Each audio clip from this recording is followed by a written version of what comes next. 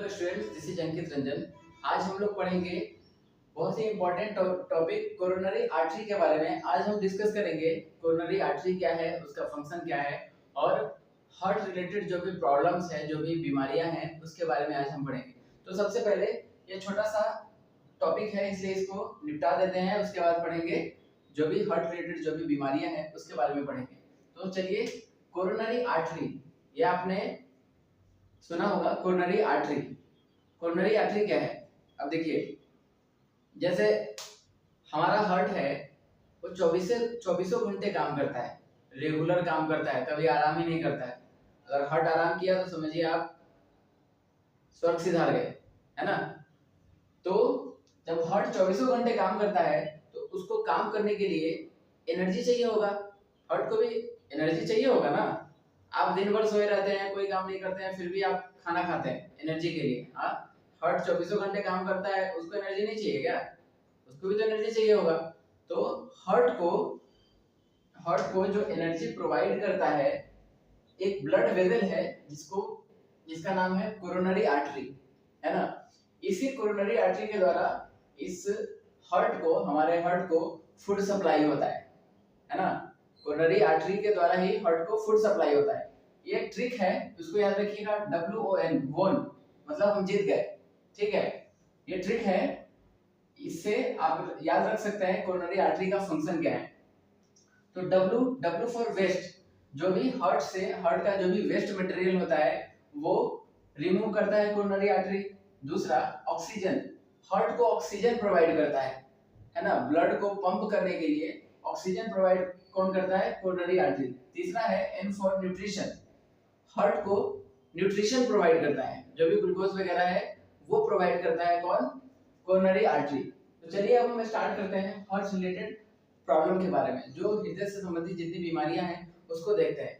तो पहला है कोरोनरी आर्टरी डिजीज। अभी मैंने आपको बताया कोरोनरी आर्टरी का फंक्शन क्या है, कोरोनरी आर्टरी का काम क्या होता है। कोरोनरी आर्टरी हार्ट को फूड प्रोवाइड करता है, हार्ट को ऑक्सीजन सप्लाई करता है। तो कोरोनरी आर्टरी में ही अगर किसी वजह से ब्लॉकेज आ जाए, है ना, blockage of coronary artery block हो जाए तो हार्ट को फूड मिल पाएगा? नहीं। हार्ट को ऑक्सीजन मिलेगा? नहीं मिलेगा, जिसकी वजह से हार्ट काम करना बंद कर देगा। इसको बोलते हैं कोरोनरी आर्टरी डिजीज, यानी कोरोनरी आर्टरी में प्रॉब्लम आ जाना। आप हार्ट फेलियर के बारे में सुने होइएगा। हार्ट फेल का मतलब क्या होता है? जैसे कोई किसी सब्जेक्ट में फेल हो गया, यानी वो अपने सब्जेक्ट में अच्छा नहीं कर पाया, तभी तो वो फेल हो गया।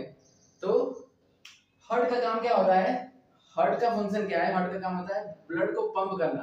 तो वो अपने सब्जेक्ट में फेल हो गया, यानी ब्लड को अच्छे तरीके से पंप ही नहीं कर पाया, है ना। तो heart can not pump blood effectively, तो हार्ट फेलियर हो गया। तीसरा है कार्डियक अरेस्ट। अरेस्ट मतलब अचानक से, है ना, यानी अचानक से अगर हमारा हार्ट काम करना बंद कर दे, अचानक सडनली, उसको बोलते हैं कार्डियक अरेस्ट। नेक्स्ट है हार्ट अटैक। अब जो हमारा हार्ट मसल्स है, जो हमारा कार्डियक मसल्स है, हार्ट मसल्स है, वो डैमेज हो जाता है। अगर यही है, जैसे कोरोनरी आर्टरी डिजीज की वजह से ही, कोरोनरी आर्टरी में प्रॉब्लम होता है, उसकी वजह से ही हार्ट अटैक होता है। ये जो कोरोनरी आर्टरी है उसमें ब्लॉकेज हो जाता है फैट और कोलेस्ट्रॉल की वजह से, है ना। फैट और कोलेस्ट्रॉल यहाँ पे जमा हो जाता है, जिसकी वजह से, अब आपको पता है कि हार्ट को ऑक्सीजन सप्लाई कौन करता है?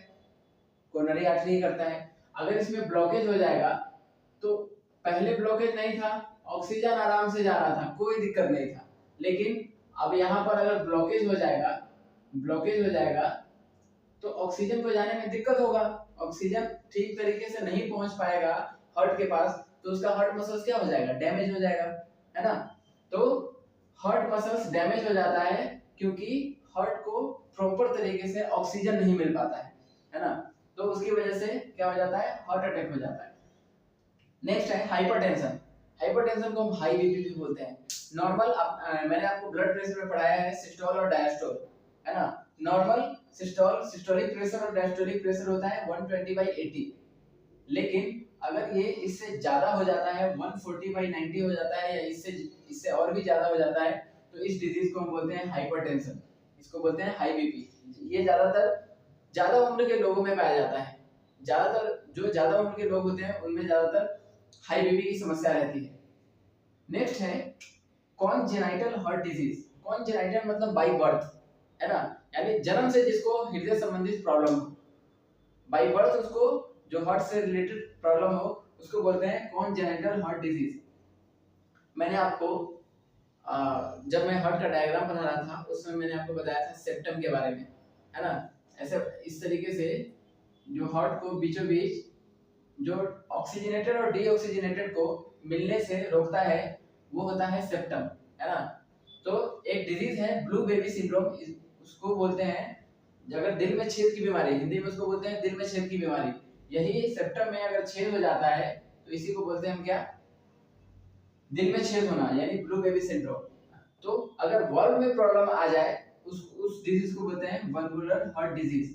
अगर वाल्व में प्रॉब्लम आ जाता है तो डॉक्टर क्या काम करते हैं, उस वाल्व को चेंज कर देते हैं, है ना, उस वाल्व को चेंज कर देते हैं, वहां पे आर्टिफिशियल वाल्व लगा देते हैं। नेक्स्ट है वल्वुलर हार्ट डिजीज। वल्वुलर मतलब वाल्व, हार्ट में वाल्व होता है, मैंने आपको बताया था